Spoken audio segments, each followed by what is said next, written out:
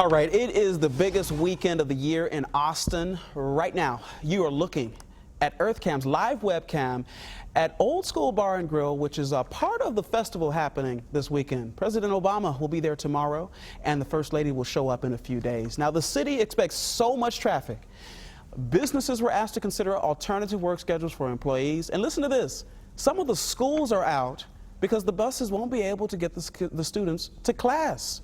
So we called in our sister station to see what in the world is going on down there in Austin. I'm joined now by John Gusky. He's lived in Austin for 20 years now. All right, John, our boss says she used to work with you and you were known as the angry young man. You must be angry right now. Hi, Marcus. No, I'm not very angry because I don't have to go down there, thankfully. But yeah, South by Southwest has grown so much. I think last year they had like over 84,000 participants show up for the festival. You take that huge drop of population in our little city, and you add to that the president visiting at the same time, and we just don't have the surface streets or the infrastructure to handle that many people or that much traffic. So the school system decided, let's send the kids home early that day. It's the Friday before spring break anyway, so it's not like they're going to be that disrupted, and it's only for half a day. So, John, come on now. I feel like you're being diplomatic here because I know, we try to keep Austin weird, but this is a little too weird for you, my friend. I mean, what is going on? The mayor is asking employers to say, hey, let your employees work from home. And we've got schools closing early. I mean, we have the president visit here, before we don't have to shut anything down. What's happening?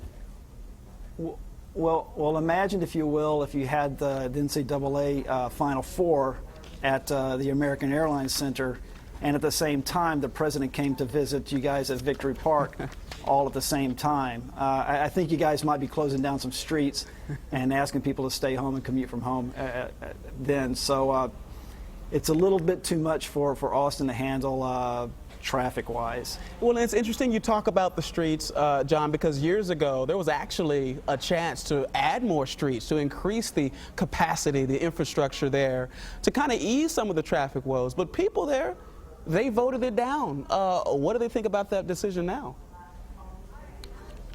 Well, I'm not sure what people who voted against it think about it. People are always complaining about the traffic here, and people complain about the traffic anywhere. I'm sure it's bad in Dallas as well.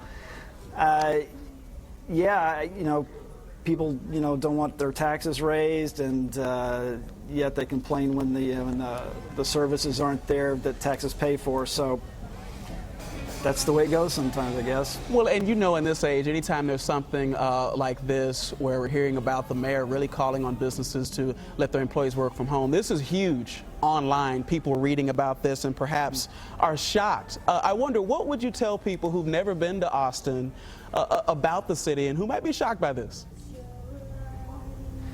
Well, on a good day, traffic is bad here because, as I said, we just don't have the surface streets or the infrastructure to handle the huge jump in population we've had over the past 20 years. I mean, I think the stat that's oftentimes mentioned is like over 100 people net move to Austin every day.